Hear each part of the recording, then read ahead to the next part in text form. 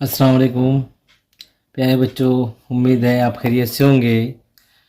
पिछली दफ़ा वीडियो के अंदर हमने इल्मी रियाज़ी हो, ज़हनी आजमाइश हो, स्कॉलरशिप के सवालात को बड़ी आसानी से समझाने की कोशिश किए और उम्मीद है कि उसको भी आपने समझने की कोशिश किए होंगे और वो वीडियो आपको अच्छी लगी होंगी और वो सवालात आपकी समझ में आए होंगे।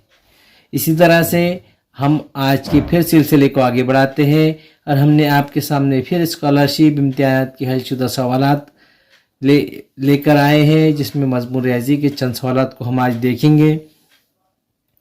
मजमून रियाजी और ज़हनी आजमाइश के सवालात ही ज़्यादा होते हैं स्कॉलरशिप के अंदर, बाकी दूसरे इतने नहीं होते। ये 50 सवालात इल्म रियाजी के होते हैं, 50 सवालात आपको ज़हनी आजमाइश के मिलेंगे, बाकी 25-25 सवालात इंग्लिश और उर्दू के हो जाएंगे।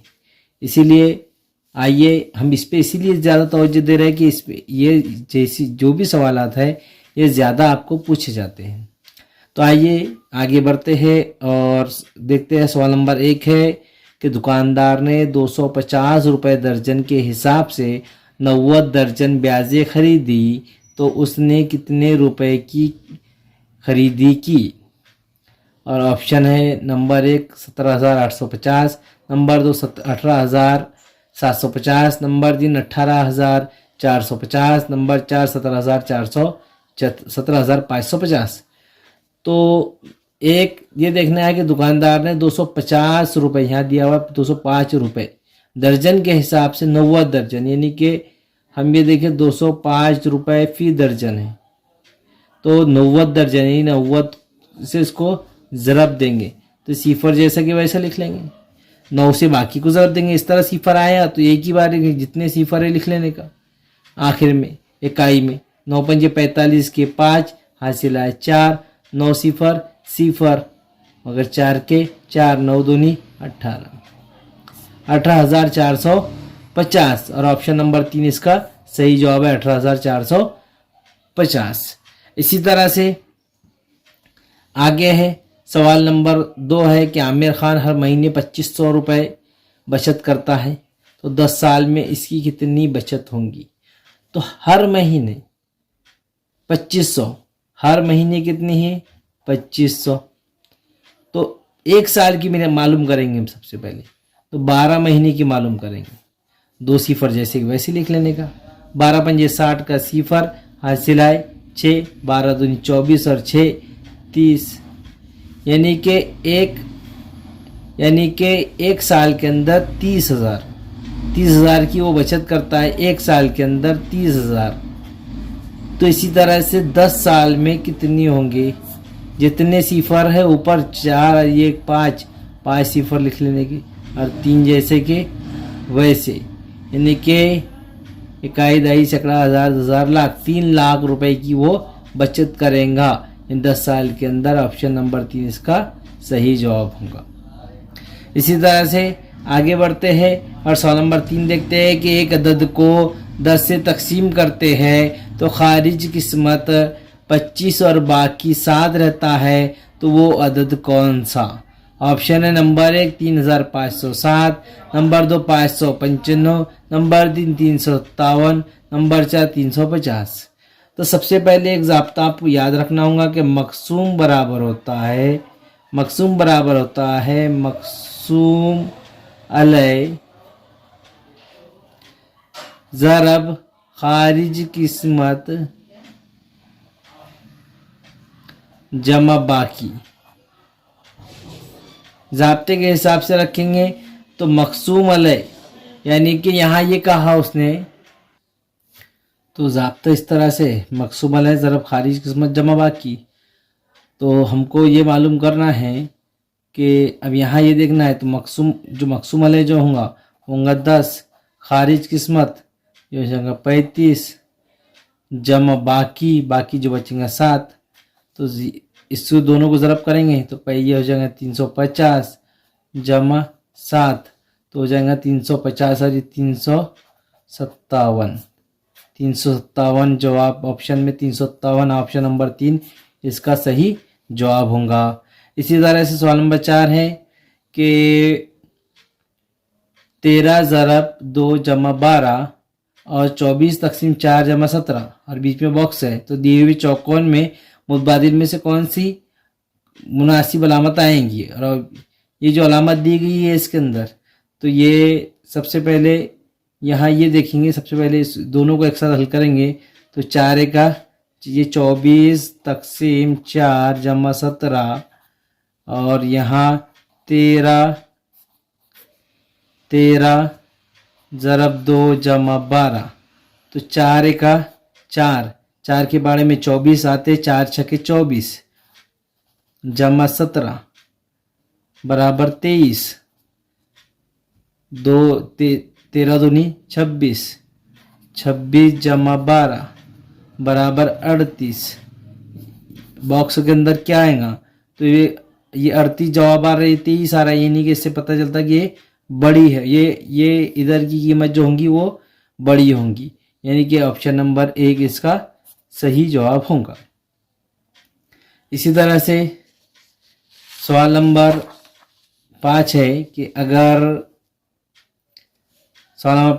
अगर के बराबर 5 और m बराबर 3 हो तो 5 ज़रब के जमा m बराबर कितना होगा, तो कुछ भी नहीं। और ऑप्शन है नंबर 1 है 20, नंबर 2 13, नंबर 3 28, नंबर 4 40, तो कुछ भी नहीं करने का, सिर्फ k की जगह पर k की कीमत रखने का और m के मसावत के अंदर m बराबर 3 रखने का, यानी 5 ज़रब के k की जगह पे कितने रखने का 5 जमा m की जगह पे कितने रखने का 3, जैसा कि वैसा 5 पंजे 25, पहले ज़रब का अमल किया जाता, 25 जमा 3 बराबर 25 और 3 28, 28 जमा ऑप्शन नंबर 3 इसका सही जवाब होगा। इसी तरह से सवाल है कि 8 जमा 32 तकसीम 8 मनफी 4 ज़रब 3 बराबर कितने, ऑप्शन नंबर 1 है 12, नंबर 2 7, नंबर 3 15, नंबर 4 0 है। तो मैंने इससे पहले आपको सबसे पहले हमने जो वीडियो बनाए थे तो उसके अंदर देखे थे कि किसी भी सवाल के अंदर अगर 4 अमल हो तो 4 अमल में सबसे पहले तकसीम का अमल करते, उसके बाद ज़रब का करते, उसके बाद तफरीक का करते, उसके बाद जमा का करते। इसी के अंदर वही उसूल इस्तेमाल करेंगे, सबसे पहले तकसीम का अमल करेंगे। तकसीम का अमल करेंगे तो 8 का 8, 8 चौक 32, यानी 8 जमा 8 चौक 32 तफरीक, फिर ज़रब का अमल 8 तिया, ये 4 तिया 12 बराबर, ये फिर जमा करेंगे, तफरीक भी किए तो वही जवाब आएंगे, जमा करेंगे 8 और 4 12 मनफी 12 बराबर 12 में से 12 जवाब आ जाएंगे 0, ये ऑप्शन नंबर 4 इसका सही जवाब होगा। सिर्फ याद में रखना है हमको कि कौन सा अमल पहले करना है, तो आपकी ऐसा किसी भी नोयत का किसी भी तरह का सवाल हो आप आसानी से उसको हल कर सकते हैं। इसी तरह से सवाल नंबर 7 है कि गुरोह से गैर मुताल्लिक मुतबादिल कौन सा होगा, और यहाँ ऑप्शन दिए गए हैं, यानी कि हल करेंगे तो इसका 19 जवाब आना, इसका 5 आना, इसका 27 आना, इसका 4 आना, मगर हमको ये देखना है गैर मुताल्लिक। तो सबसे पहले इसको हल करके देखेंगे तो 7, ये पहले ज़रब का अमल कर दे, 7 4 तिया 12, 12 और 7 19 आ रहा, यानी कि ये जवाब सही आ रहा है, ये गैर मुताल्लिक नहीं है। उसके बाद 3 का 3, 3 9 27, यानी 9 ज़रब 3 बच रहे, 9 तिया 27, यानी इसका 27 जवाब आ रहा, ये भी गैर मुताल्लिक नहीं है। इसी तरह से अगला देखेंगे तो यहाँ देखेंगे 16 और 17, 16 और 17 33 मनफी 28 बराबर 5 होंगे, 33 में 28 माइनस करेंगे, यानी ये भी गैर मुताल्लिक नहीं है।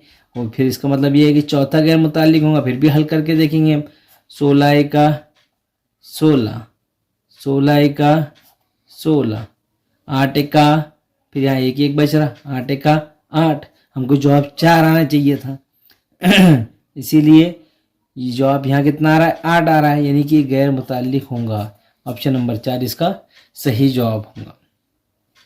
इसी तरह से सवाल नंबर 8 है कि अदद 639 के सबसे बड़े आद और सबसे छोटे आद की जमा कितनी होंगी। ऑप्शन नंबर 1 है 639, नंबर 2 638, नंबर 4 641, नंबर 4 640। तो सबसे छोटा आध 639 का सबसे छोटा आध, जो सबसे छोटा आध होगा वो 1 होगा। किसी भी अदद का सबसे छोटा आध जो होता है वो 1 होता है, और सबसे बड़ा जो आखिरी जो अदद हो वही सबसे बड़ा होता है, यानी कि 639 ये सबसे बड़ा आध होगा उसका। दोनों की जमा करेंगे तो हो जाएंगे 640। ऑप्शन नंबर 4 इसका सही जवाब होगा। इस तरह से सबसे छोटा जो आध होगा किसी भी अदद का वो 1 होगा, और सबसे बड़ा जो आध होगा वो खुद अदद होगा। तो इस नोये से सवाल आते हैं एग्जाम में। सवाल नंबर 9 है, झैल में से आद और ज़ाफ की गलत जोड़ी कौन सी है? तो 13 117, 14 102, 16 162 और 15 120, यानी गलत जोड़ी निकालना है। ये गलत जोड़ी कौन सी है? तो ये देखना है 13 के आद में ये आते क्या, और ज़ाफ में भी, यानी कि 13 के पाड़े में अगर आते क्या ये, या फिर 13 से तकसीम होते हैं क्या, ये होंगे उसके ज़ाफ। तो ये होते 13 के पाड़े में 117 आते हैं। तो ये गलत जोड़ी नहीं है, ये सही जोड़ी है, यानी कि ये गैर गलत जोड़ी चाहिए हमें, तो ये जवाब नहीं होगा।